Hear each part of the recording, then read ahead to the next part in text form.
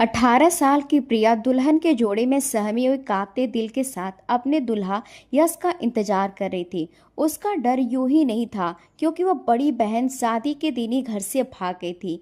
माँ बाप ने समाज की नज़रों से बचने के लिए छोटी बेटी प्रिया का विवाह 27 साल के यश से कर दिया। कमरे में सन्नाटा पसरा हुआ था। दिल की धड़कनें जैसे दीवारों से टकरा रही थी। प्रिया डर के मारे बिस्तर के नीचे छिप गई थी। तभी दरवाजा जोर से खुला। यश गुस्से से भरा कमरे में दाखिल हुआ। उसकी आंखों में आग थी। जब उसने बिस्तर पर प्रिया को ना पाया तो वह दहाड़ते हुए बोला, प्रिया कहाँ हो तुम? ढोल की छाप, बैठ की आवाजें खुशी खुशी की गूंज के साथ यश की बारात के पैसे घर पहुंची थी। रास्ते भर उसका चेहरा एकदम सख्त और भावहीन था। वो हमेशा से गंभीर और कम बोलने वाला व्यक्ति था, जो अपने जज्बातों को छुपाने में माहिर था। सुनहरी शेरवानी में लिपटा वो किसी शाही परिवार से राजकुमार जैसा लग रहा था। एक हाथ में फोन, निगाहें कहीं खोई हुई, जैसे कोई गहरी सोच उसके मन में हावी हो। कुछ देर पहले जो खबर उसके फोन पर मिली थी, उसने उसके चेहरे की रंगत ही बदल कर रख दिया था। लेकिन यहाँ पहुंचकर माहौल एक अलग ही कहानी सुना रहा था। यह उसका घर दुल्हन की तरह सजा हुआ था और चमकती हुई लाइटें, फूलों की मालाएं और चारों तरफ मेहमानों की चहल पहल। एक तरफ खुशियों का शोर था, मगर यश के मन में एक अजीब सी बेचैनी थी। अब तक उसे दुल्हन की एक झलक देखने को नहीं मिली थी। ना कोई तस्वीर, ना कोई औपचारिक खबर। ऊपर से स्वागत भी कुछ अजीब ढंग से किया गया था। सबके चेहरे पर घबराहट, आंखों में सवाल और वातावरण में कनकनाहट थी। यश ने दिल की धड़कनों को और भी तेज कर रहा था। बारात हॉल में बैठी थी, जबकि यश अकेला स्टेज पर बैठा हुआ था। वो शोरगुल और खुशियों की रौनक बिल्कुल गायब थी, जो आमतौर पर शादियों में होती है। तभी एक औरत यश की माँ सुषमा जी के पास आई और उनके कान में धीरे से बोली, कुछ फुसफुसा गई। सुषमा जी ने चौंक कर यश की ओर देखा। वह तुरंत उठकर बेटे के पास आई और झुककर धीरे से उसके कान में बोली, यश कुछ गड़बड़ हो गई है। दुल्हन पार्लर से किसी के साथ भाग गई है। सुषमा जी के मुंह से यह सुनना था कि कुछ पलों के बाद वह कुछ ठहर गया। यश की आंखों में अचानक खून उतर आया। उसने एकदम से सिर उठाकर माँ की ओर देखा कि उसकी आंखों में अविश्वास, गुस्सा और हैरानी सब एक साथ उतर आए थे। अगले ही पल वह झटके से खड़ा और तेजी से ड्रेसिंग रूम की ओर बढ़ गया, जहां दुल्हन के माँ बाप, बहन भाई पहले से मौजूद थे। उसके कदमों की आवाज सुनकर सबके दिल की धड़कनें रुक सी गई। रिश्तेदार, घर वाले सब सन्न थे। कोई कुछ कहने की हिम्मत नहीं कर पाया। यश बिना दरवाजा खटखटाए अंदर दाखिल हो गया था। अंदर प्रिसा की माँ रो रही थी और उसकी छोटी बहन प्रिया सिर झुकाए चुपचाप बैठी थी। यह सब क्या है? आपकी बेटी कहाँ है? यश की आवाज सख्त और ठंडी थी। प्रिसा की माँ ने कांपती आवाज में कहा, बेटा हमें माफ कर दो। हमें नहीं पता था कि वह बदकिस्मत हमारे साथ ऐसा करेगी। हमें बस अपनी इज्जत बचानी है। मेहमान घर बाहर बैठे और यश की मुट्ठी एकदम से कस गई। और फिर क्या? प्रिया के पापा आगे बढ़े थे, सिर झुकाए बोले, हम प्रिया को आपके विवाह में देना चाहते हैं। यह हमारी इज्जत का सवाल है। आपका भी नाम, बारात में मेहमान, सब कुछ दांव पर है। बस आप हाँ कह दीजिए। क्या बकवास है? या यश एक पल के लिए चिल्ला उठा था, शादी या कोई खेल तमाशा नहीं।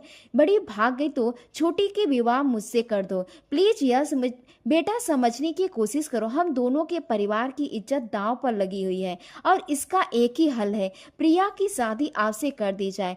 किसी को कुछ भी पता नहीं चलेगा। बात की बात में देखी जाएगी। यश ने एक नजर उठाकर प्रिया की ओर देखी। वो डरी सहमी बैठी थी, आंखों में आंसू और चेहरे पर हया और हठबंद। वो किसी मासूम से हिरनी की तरह लग रही थी, जैसे शिकारी उसके सामने हो, शिकारी से बचने के लिए कहीं छुप जाना चाहती हो, लेकिन छुपने की जगह ना मिली हो।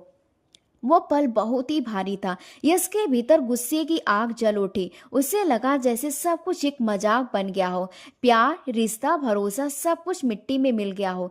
फिर सा उसे सगाई के बाद उसे चुपचाप अपना जीवन साथी बनाते मोहब्बत करता था, जिसके लिए वो खुद को बदलने की कोशिश की थी। जो कोई नई बात नहीं थी, एक नेचुरल काम था। क्या वो इस तरह से कोई छोड़ गई? बारात के साथ सबके सामने उसे तमाशा बना गई। लेकिन अगले ही पल यश के मन में ख्याल कौद बदला। यही वह क्षण था जब यश ने दिल ही दिल में फैसला कर लिया, अगर प्रीसा ने उसे बेइज्जत किया तो भी ऐसा ही वार करेगा जिसे प्रीसा जिंदगी भर भूल ना पाए। उसका बदला होगा प्रीसा की बहन को अपनी जिंदगी में शामिल करना। वो उसकी बहन को अपनी जिंदगी में जरूर शामिल करेगा और इस तरह कि वह कभी किसी और की तरफ देखने की हिम्मत ना कर सके। उस पर सारी खुशियां हराम कर देगा। सगी बहन थी ना प्रिया तो उसका दर्द प्रसा अपने दिल में जरूर महसूस करेगी। अफसोस होगा उसे अपनी गलती पर कि उसकी बहन उसकी वजह से उसकी जिंदगी बर्बाद हुई है। वो एक मैच्योर मर्द था, लेकिन उसकी गैरत पर पड़े इस गहरे वार ने उसकी सोच समझने की सारी शक्ति छीन ली थी। उसने गहरी सांस ली, फिर सबकी ओर देखा और ठंडे स्वर में कहा, ठीक है करवाइए शादी। माहौल में सन्नाटा छा गया। सबने हैरानी से यश की ओर देखा, जैसे किसी चमत्कार की उम्मीद ना की थी। जबकि यह शब्द सुनते प्रिया का चेहरा एकदम सफेद पड़ गया। वो जो इस उम्मीद के सहारे बैठी हुई थी कि यह शादी से इनकार कर देगा, लेकिन उसके मानते ही सब जैसे कुछ खत्म ही हो गया था। उसके आंसू बेकाबू होकर बह निकले। प्रिया की माँ ने प्रिया को एक लाल दुपट्टा प्रिया के सर पर डाल दिया। तैयार तो वह पहले से ही थी।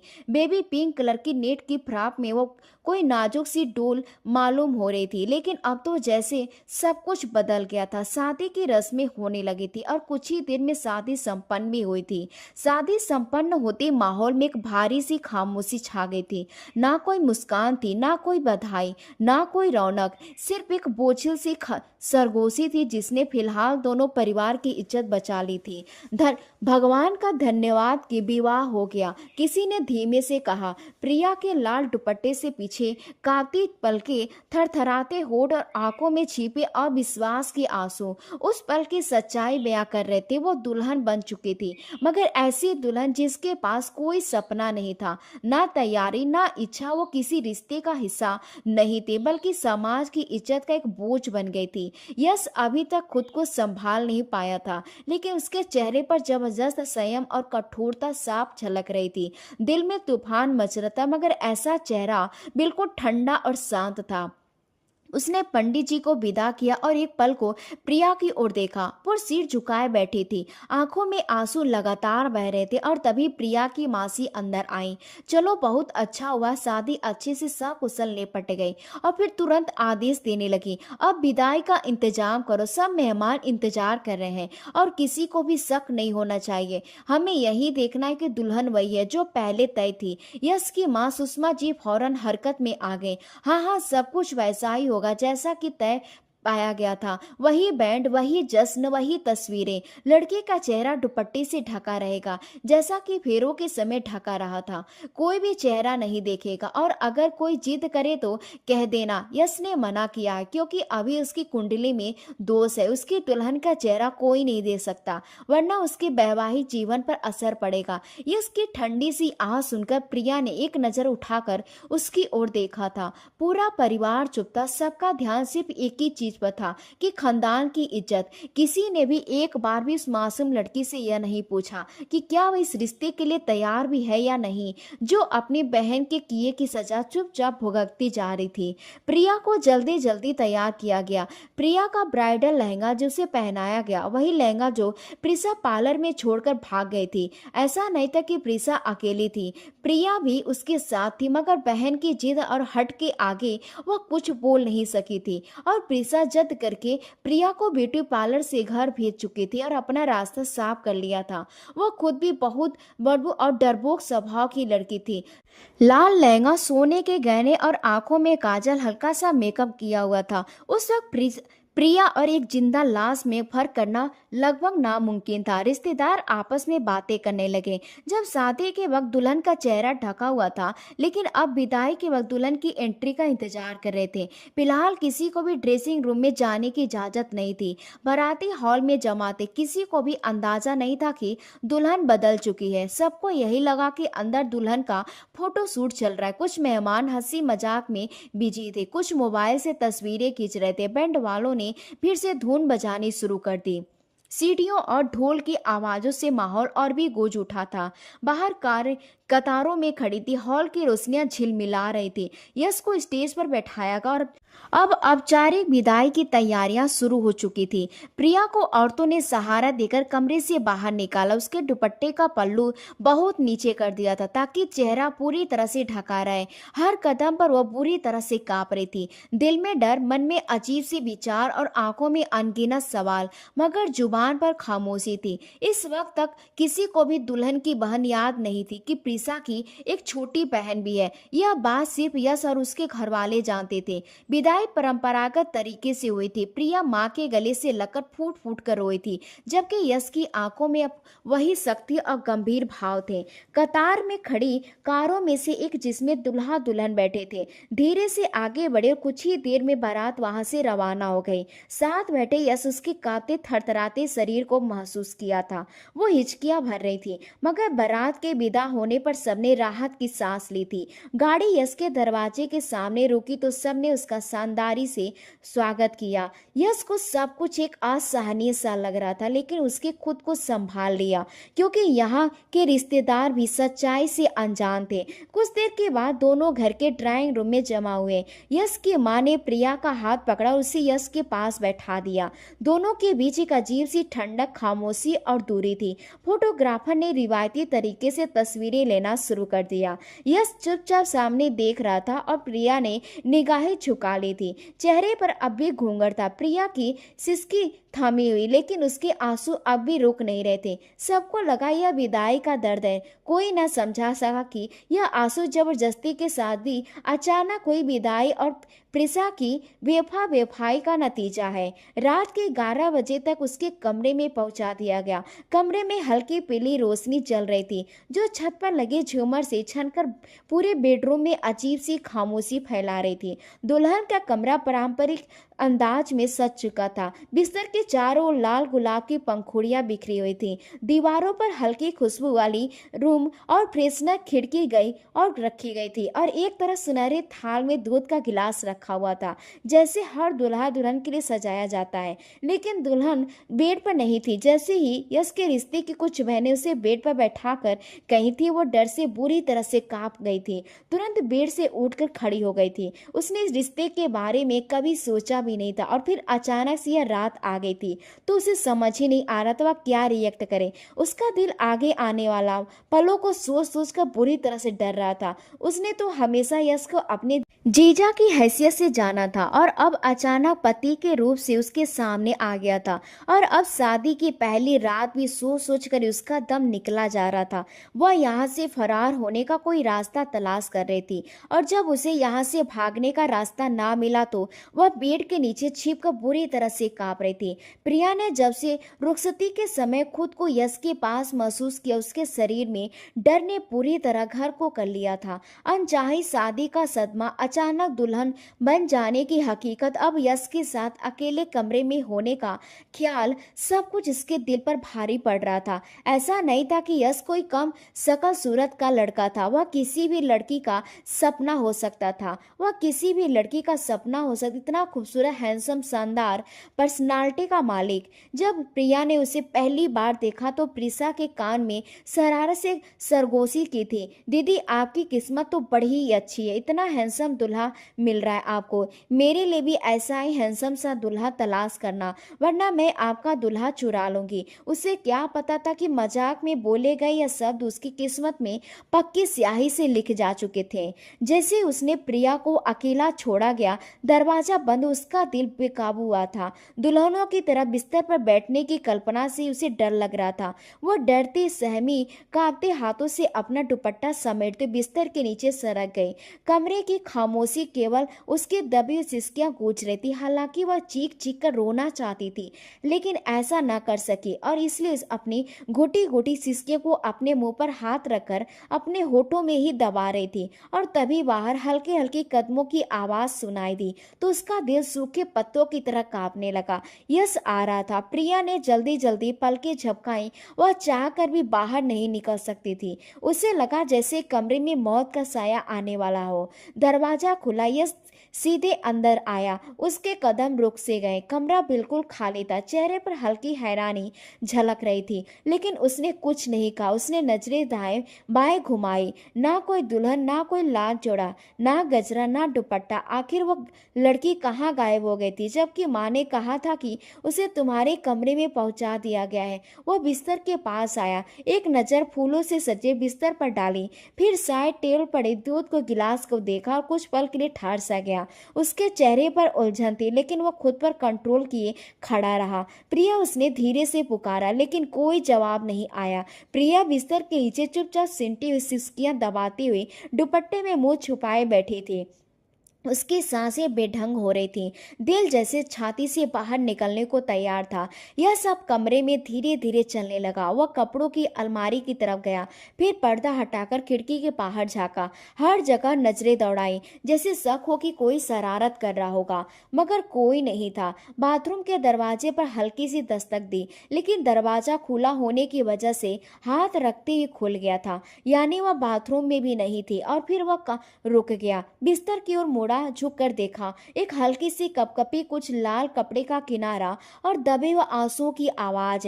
यश का दिमाग पल भर में घूम सा गया। यश की नजरें नीचे गई और वह पल जैसे दोनों की सांसें ठहर गई हो। प्रिया की आंखें बंद थी, होठ बुरी तरह से थरथरा रहे थे। उसने आंखें खोली तो सामने ही यश को झुके हुए पाया। वो एकदम से चौंक गई और झटके से पीछे हटना चाहा, लेकिन जगह तंग थी। यश ने एक पल साकेत रहकर उसे देखा और फिर खड़ा हो गया। वह समझ गया था कि वो उससे डर गई है। यश ने गहरा सांस लेकर जैसे खुद के भीतर उठते तूफान को शांत करने की कोशिश की थी, लेकिन एक गलती परेशानी की थी और दूसरी गलती वो कराया था, प्रिया को अपनी बीवी बनाकर विदा करवाकर। उस वक्त उसने गुस्से और जल्दबाजी में गलत फैसला ले लिया था। अब उसे प्रिया का यह डरा हुआ रूप देखकर अपनी गलती का एहसास हुआ था। वह कम उम्र की थी, शादी जैसे रिश्तों से अभी पूरी तरह से परिचित नहीं थी, और फिर और जो कुछ हुआ इस कदर अचानक उसका डरना बनता था। बाहर आओ, मैं कुछ नहीं करूंगा। आवाज ठंडी थी। प्रिया लगातार कांप रही थी, लेकिन डर के मारे बेड से अभी तक बाहर नहीं निकली थी। यश को थोड़ा अजीब लगा, कहीं इस लड़की का दिल डर के मारे बंद ही ना हो जाए। प्रिया ने जवाब नहीं दिया था। वो दुपट्टे के चेहरे को और भी कसकर समेटने लगी, जैसे कोई बच्ची अंधेरे में छिपना चाहती हो। यश ने गहरी सांस ली और जानता था कि प्रिया उसकी पत्नी है,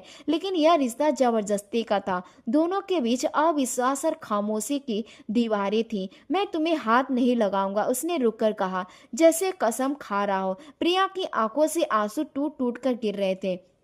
वो धीरे धीरे बाहर आई। उसका दुपट्टा धूल से भरा था और चेहरे पर हल्की सी खरोंचें थी। यश पीछे हटकर उसे खड़े होने की जगह दे गया। बैठो, यश ने उसे बैठने का इशारा किया। वो बिस्तर के कोने में सिमट कर बैठ गई, नजरें अब भी नीचे थी। यश ने उसका डर महसूस किया और थोड़ा सा दूर बैठ गया कि कहीं वह डर के मारे बेहोशी ना हो जाए। मुझे मालूम है कि तुम यश रिश्ता नहीं चाहती थी, और सच कहूँ तो मैं भी नहीं, मगर जो कुछ हो उसमें तुम्हारा कसूर नहीं और ना ही मेरा। प्रिया ने हैरानी से निगाहें उठाकर सामने बैठे यश को देखा था। उसे बिल्कुल भी अंदाजा नहीं था कि यश उससे बात करेगा, मगर उसका ठंडा और सुलगता लहजा अभी प्रिया को डरा रहा था। तुम मेरी बीवी जरूर हो, मगर मुझसे किसी नरमी की उम्मीद मत रखना, समझी? यश की आवाज में ठंडा जहर था।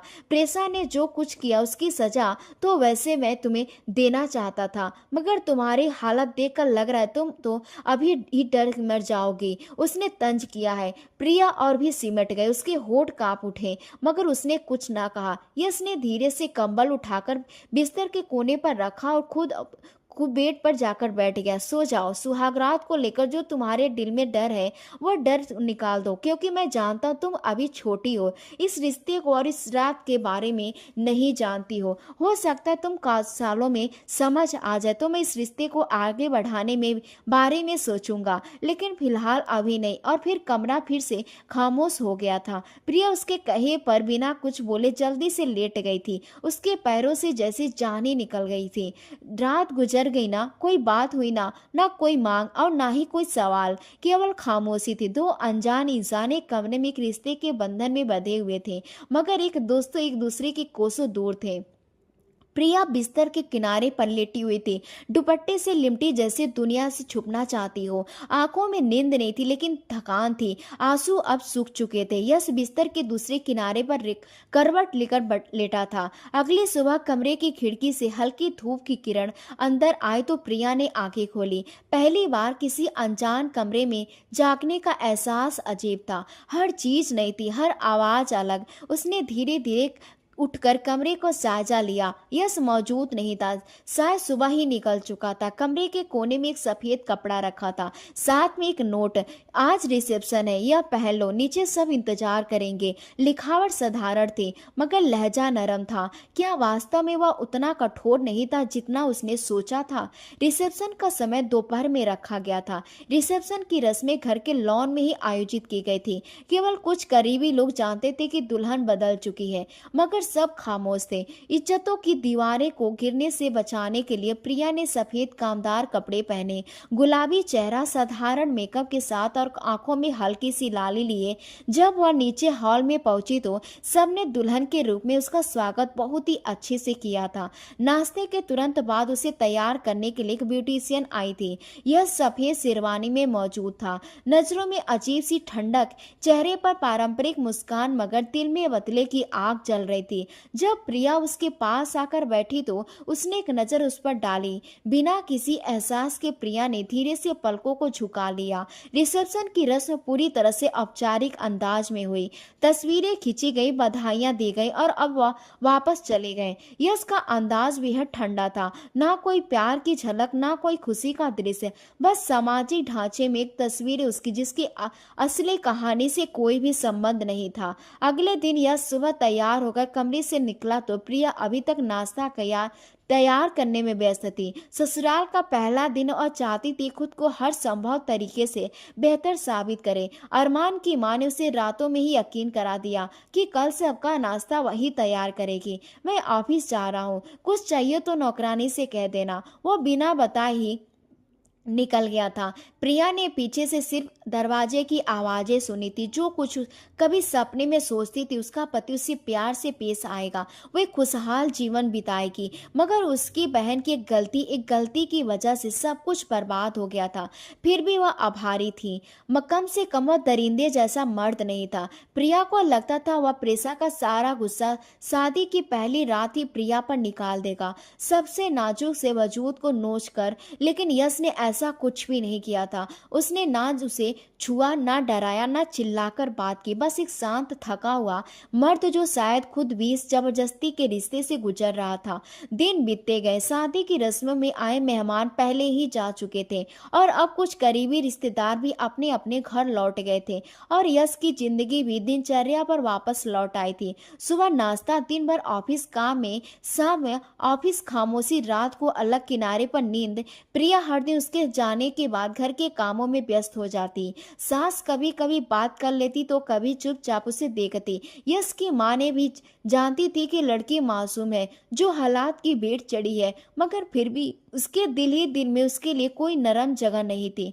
उन्हें अब भी अपनी बहन की तरह ही आवारा लगती थी। प्रिसा का गुस्सा कहीं ना कहीं वो प्रिया पर उतार कर अपना दिल हल्का करना चाहती थी और इसलिए वह उससे पूरा दिन घर के काम करवाया करती थी। यश की जिंदगी में प्रिया अब केवल एक साय की तरह मौजूद थी, जिसने होने का ना होने से यश को कोई फर्क नहीं पड़ता था। वो दोनों एक ही बेड पर सोते, अपने अपने किनारे पर, लेकिन दोनों में से किसी का भी दिल एक दूसरे के लिए नहीं धड़कता था। अब अपनी फाइलें प्रोजेक्ट मीटिंग में व्यस्त था तो प्रिया घर के कामों में व्यस्त होकर रह गई थी। लेकिन प्रिया ने यह तय कर लिया था कि वह अपनी जगह खाली नहीं छोड़ेगी। वह अपनी पहचान से यश के दिल के दरवाजे पर दस्तक देगी, धीरे धीरे, चुपचाप और प्यार से। लेकिन अभी नहीं, क्योंकि फिलहाल तो वो उस पर एक नजर तक डालना पसंद नहीं करता था। उसने शादी के बाद अपनी माँ से कुछ पुराने कपड़े मंगवा लिए थे, वही पहनती थी। अपनी बहन की बड़ी और दहेज की कोई भी चीज उसने इस्तेमाल करना खुद पर हराम समझ लिया था। रात को जब यश वापस आता तो प्रिया चुपचाप उसका खाना रख देती। वो खाता और फिर बिना कोई बात के बिस्तर पर लेट जाता। प्रिया अपना कंबल लेकर दूसरे कोने पर लेट जाती। यही रूटीन कई दिन तक चलता रहा। कभी कभी यश की नज़र उस पर पड़ती तो दिल में एक हल्की सी चुभन होती। यह लड़की जो हर दिन बिना कोई शिकायत से सब कुछ सह रही है, क्या वह सच में दोषी है? क्या वो इस सजा की हकदार है? उस रात जब वो ऑफिस से घर लौटा तो प्रिया नींद में थी, सोफे पर लेटी हुई थी, जैसे किसी ख्यालों में गुम कमरे की छत को घूर रही थी। चेहरे पर थकान और आंखों में नीचे हल्के से आए थे। यश ने कुछ पल उसे देखा, एक आंसी भरी और दरवाजा बंद करके खुद बिस्तर पर लेट गया। ना जाने क्यों आज वह बिस्तर पर नहीं सोई थी, और जब यह सोने के लिए लेटा तो उसे बेचैनी हुई थी। वह इतने दिनों से उसके साथ बेड पर लेट रहा था, भला एक दूसरे के करीब नहीं आते थे, लेकिन अब प्रिया के ना होने से उसे अपना बेड खाली सा लग रहा था। वो प्रिया को बेड पर बुलाना चाहता था, लेकिन उसकी जुबान ने उसका साथ नहीं दिया। आज शनिवार था, एक लंबे अंतराल के बाद यश का ऑफ था। सुबह वो देर से उठा, चेहरे पर नींद की झुर्रियां अभी तक मौजूद थी। ढीले कपड़े पहने धीरे धीरे सीढ़ियां उतरता हुआ नीचे लॉन्च में आया, जहां सामान से ज्यादा खामोशी थी। रसोई से हल्की सी आवाज आ रही थी, बर्तनों की टकराहट, चूल्हे पर चाय के उबले के सुनसने और किसी की दबी दबी आवाजें। शायद माँ और प्रिया किचन में है, सोचते हुए यश दीवार के साथ रखे सोफे पर बैठकर अखबार पढ़ने लगा, लेकिन नजरें हर लाइन पर फिसलती ही रही। दिमाग कहीं और ही था, और तभी रसोई से कर्कश आवाज गूंजी, जरा तो ठीक से काम किया करो प्रिया, तुमने एक सीधी रोटी भी नहीं बनती। यश चौंक गया।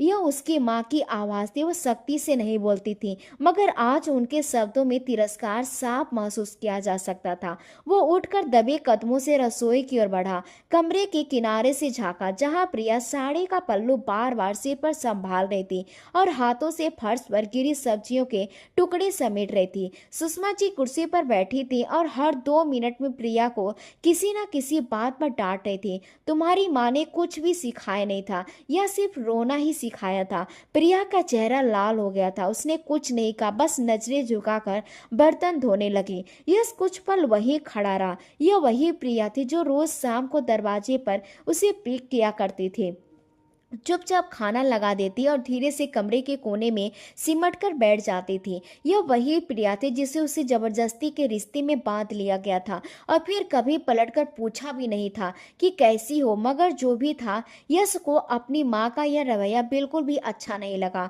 रसोई से बाहर आकर उसने नौकरानी को आवाज दी थी, कजरी बड़ी मालकिन को चाय बनाकर दो। यश की आवाज सुनकर सुषमा जी चौंक गई थी। कजरी आई और प्रिया के हाथ में कप छीनने लगे, और तो प्रिया ने रुकने का इशारा किया। मैं देती हूँ, वह नाराज हो जाएंगी। यश ने जरा चुभती नजरों से उसका नजरा देखा था। यकीनन यह उसकी माँ की दूही यश जी, जो नौकरानी के नजर में प्रिया के लिए कोई इज्जत नहीं थी। यश के दिल को कुछ अजीब सा लगा था।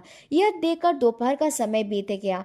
प्रिया खाने की तैयारी में व्यस्त थी। माँ बराबर कुर्सी में बैठी थी, तेज आवाज में से हिदायतें दे रही थी, कभी लहजा तंपत, कभी सख्त तो कभी तिरस्कार भरा, जैसे प्रिया कोई नौकरानी को बहू नहीं और वह मासूम चुपचाप बस काम में लगी हुई थी। यश ने पूरे घर पर नजर दौड़ाई। पूरा घर शीशे की तरह दमक रहा था। ऐसा पहले कभी नहीं होता था। सुषमा जी जो काम का काम होता था, और नौकरानी इतनी सफाई से काम नहीं करती थी, लेकिन अब तो घर और कुछ और ही कहानी सुना रहा था। प्रिया ने एक भी दिन चैन से सांस नहीं लिया था। झाड़ू, बर्तन, खाना, कपड़े, सास का नखरा, मेहमानों की सिवा पति की खामोशी, यह सब कुछ सह रही थी।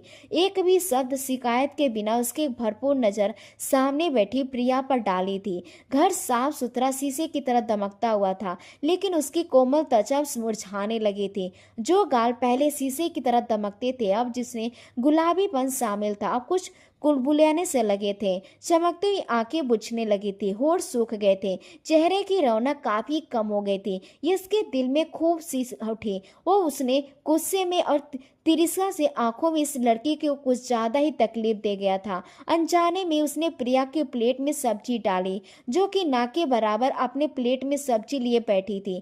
प्रिया ने चौंक कर यश को देखा। चौंक तो सुषमा जी भी गई थी, लेकिन फिलहाल बोली कुछ नहीं था। शाम को प्रिया कपड़े तय करके सोफे के किनारे बैठी थी कि यश पास आकर बैठा। यश के करीब बैठने पर वह चौंक उठी। कुछ कहने ही वाली थी कि यश ने नरमी से पूछा, तुम रोज यह सब अकेली करती हो। प्रिया ने शाम तक सुषमा जी से लौट आई थी और अपने कमरे में आराम कर रही थी। जब रात का पहर हुआ और यश की वापसी का समय करीब आया तो प्रिया ने जल्दी से कपड़े बदल लिए, बाहर संभाल लिए और ड्राइंग रूम में जाकर चुपचाप बैठ गए। उसकी नजरें बार बार दरवाजे की तरफ उठ रही थी कि तभी दरवाजा खुला। यश अंदर आया, थका हरा, मगर जैसे उसकी नजर प्रिया पर पड़ी तो चुपचाप थकी हुई मगर इंतजार करती आंखों के साथ बैठी हुई थी। उसके कदम अपने ही धीरे से पड़ गए थे। तुम ठीक हो? वो पास आकर पूछने लगा। प्रिया ने बस हल्के से सिर हिलाया। जी, आपके लिए खाना लगा? वह एक आस से पूछ रही थी मगर आसमान की तरफ नजरें उसके पूरे अस्तित्व मुआयना कर रही थी, जिसके चेहरे से ही थकान साफ थी। यश को अंदाजा हो गया। उसने प्रिया के हाथों पर नजर डाली। जख्मों के हल्के निशान, समोसे बनाते गर्म तेल उसकी उंगलियों पर छटक गए थे। थकान से भारी पलके उसने ध्यान से प्रिया को देखा, फिर धीरे से पूछा, तुमने खाना खाया?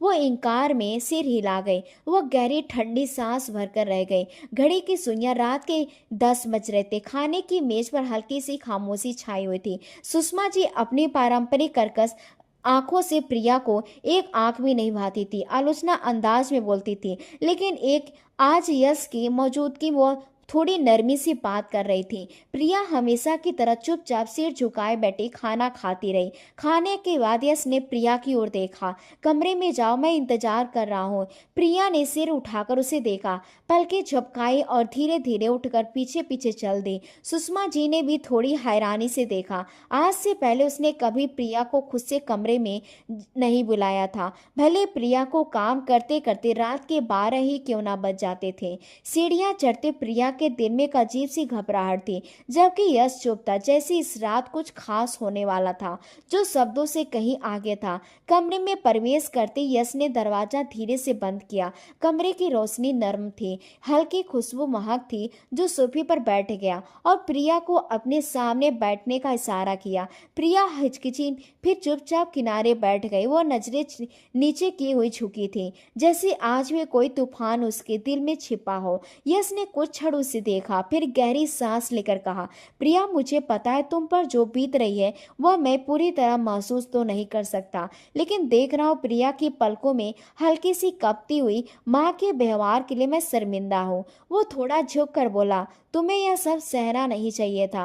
प्रिया का दिल जैसे एक पल के लिए धड़कना भूल गया। यह वो व्यक्ति जिसके साथ प्रिया की शादी एक संयोग से हुई थी, आज उसके जख्मों को महसूस कर रहा था। लेकिन प्रिया कुछ नहीं बोली, सिर्फ नजरें झुकाए बैठी ही रही। उसकी उंगलियां कांप रही थी, लेकिन होठ बंद थे। यश ने थोड़ी देर रुककर फिर से बात शुरू की, मुझे पता है तुम मेरे पास आने पर मजबूर हो। तुम्हें मेरे पास आने पर मजबूर किया गया, एक ऐसी जगह जहां तुम्हारी बहन का होना था, लेकिन जो कुछ भी और तुम्हारी गलती नहीं थी। प्रिया की पलकों पर नमी चमकने लगी। वह जानती थी कि यह सच है, लेकिन यह सच हर रोज उसके अस्तित्व पर कोड़े की तरह बरसता रहा। यश ने धीरे से आगे हाथ बढ़ाया, लेकिन प्रिया ने पीछे होकर नजरें झुका ली। यश का दिल एक पल के लिए टूट सा गया। वो प्रिया को आज की रात इस रिश्ते का हक देना चाहता था, लेकिन उसने जबरदस्ती नहीं की। सिर्फ थोड़ा सा झुककर नरम अंदाज में बोला, प्रिया, आज से तुम इस घर में सिर्फ एक बहू नहीं हो,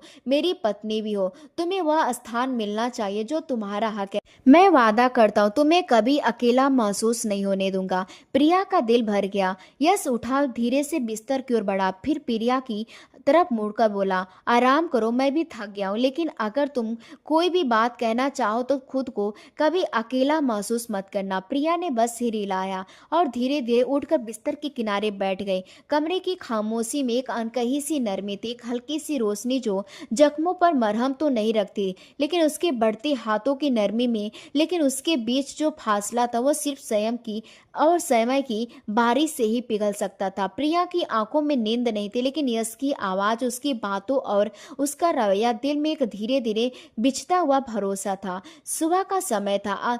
आसमान पर हल्के हल्के बादल छाए हुए थे। प्रिया की आंखें जैसे ही हमेशा जल्दी खुल जाती थी, आज भी खुल गई थी। वो चुपचाप घर के कामों में लग गई थी।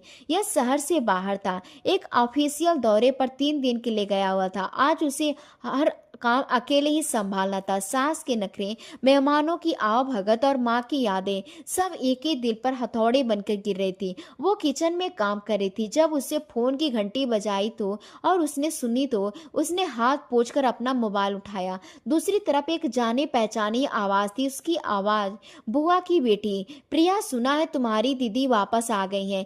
प्रिया जैसे कुछ पलों के लिए स्थिर हो गई। क्या आवाज सच कह रही हो तुम? हाँ बताओ ना, तुम्हें क्या पता है वो कल रात वापस आ गई हैं। मामा जी ने भी उन्हें माफ कर दिया है और वही मामा जी के साथ घर पर रह रही है। प्रिया का हाथ मोबाइल से फिसलते फिसलते बचा।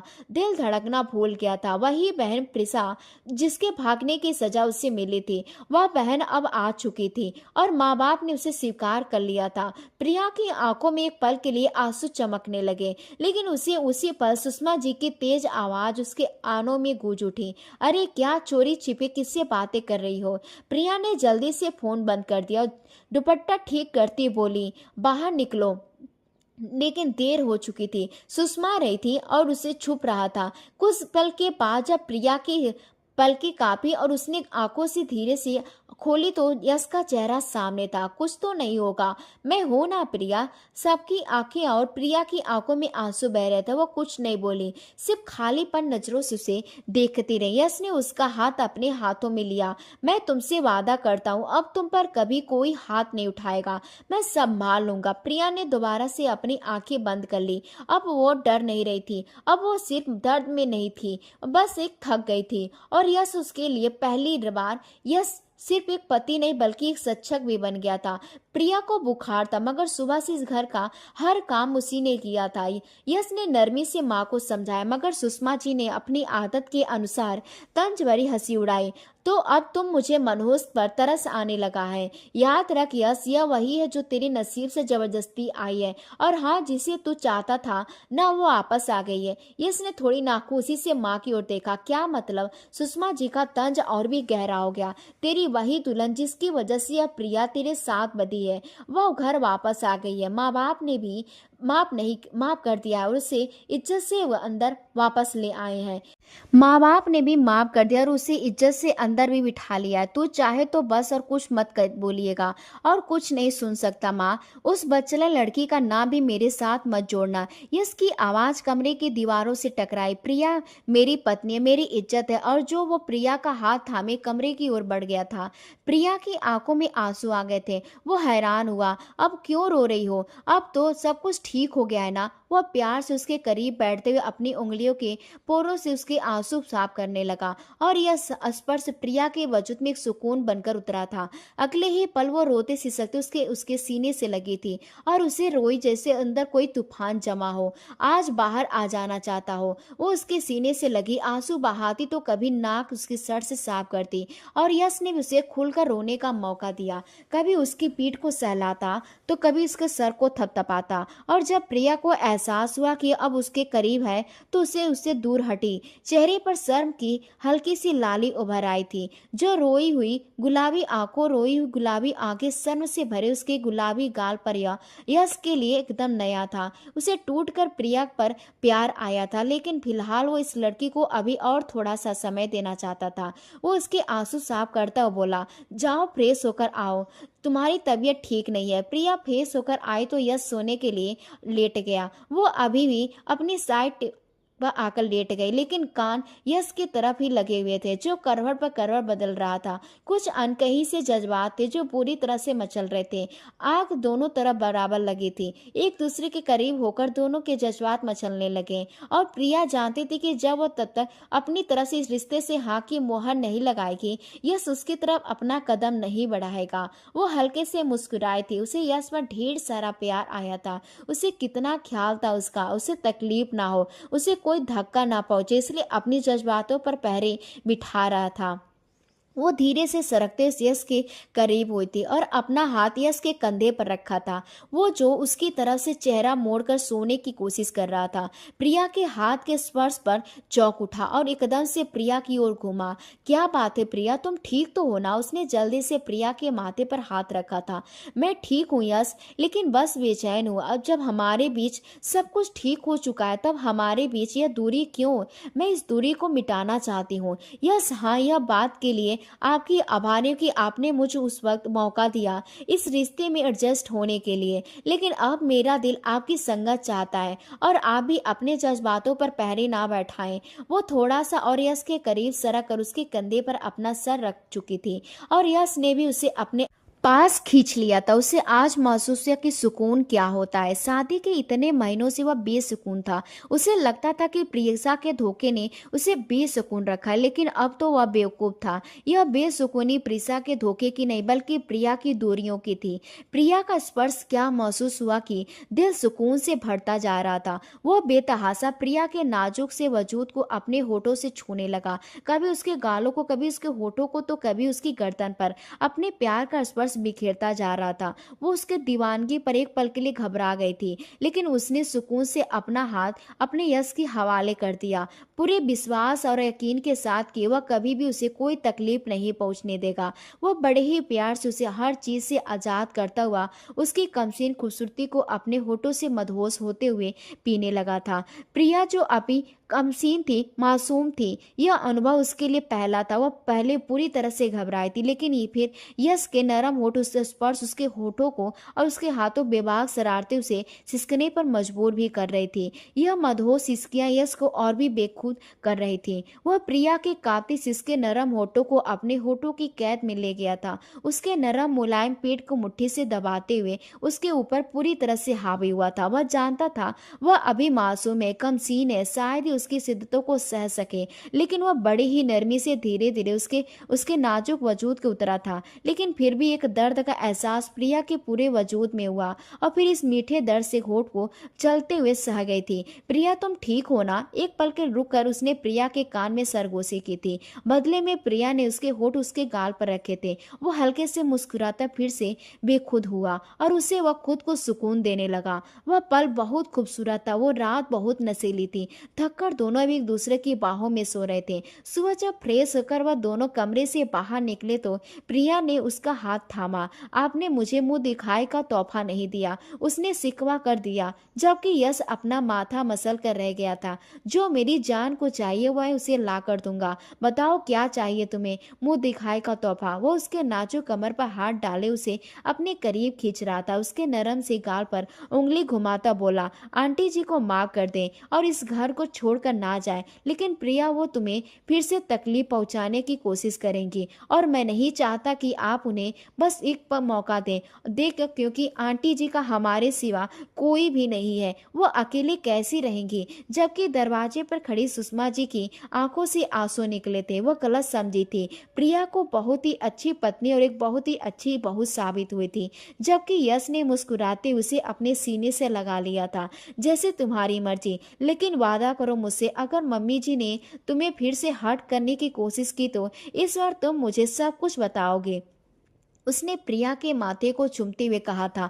और जहां प्रिया के दिल में सुकून उतरा था, वहीं सुषमा जी की आंखों में आंसू और भी तेज हुए थे। वह चुपचाप वहां से पलट गई थी और खुशी खुशी किचन में कचरी के साथ मिलकर अपने बहू बेटे के लिए नाश्ते की तैयारी करने लगी थी। तो दोस्तों, उम्मीद करती हूँ आपको हमारी कहानी पसंद आई होगी। कहानी पसंद आई है तो वीडियो को लाइक करें, चैनल पर नए हैं तो चैनल को सब्सक्राइब करें और हाँ, नोटिफिकेशन बेल को जरूर दबाएं ताकि अगली अपडेट सबसे पहले आपको मिले। धन्यवाद।